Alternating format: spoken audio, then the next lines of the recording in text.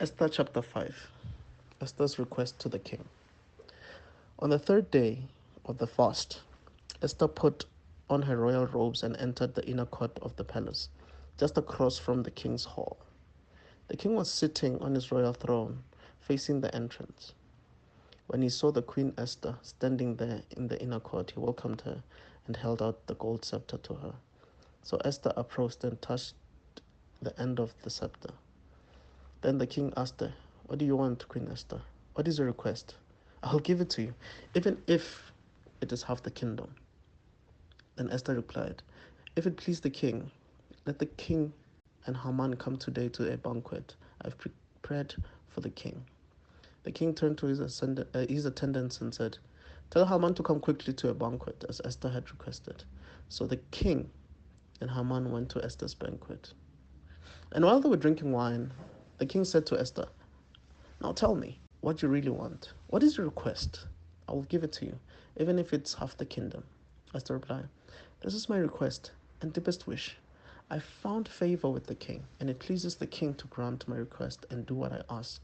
Please come with Haman tomorrow to a banquet I will prepare for you. Then I will explain what this is about." Haman's plan to kill Mordecai. Haman was a happy man as he left the banquet, but he saw Mordecai sitting at the palace gate, not standing up or trembling nervously before him.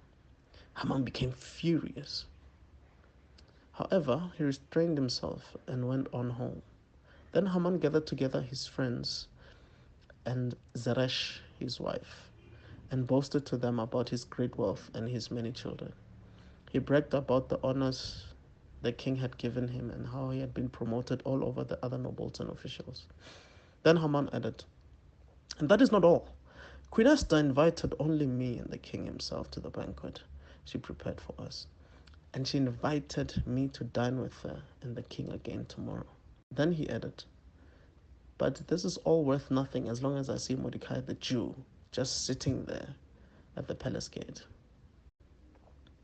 So Haman's wife Zeresh and all his friends suggested, "Set up a sharpened pole that stands 75 feet tall, and in the morning ask the king to impale Mordecai on it.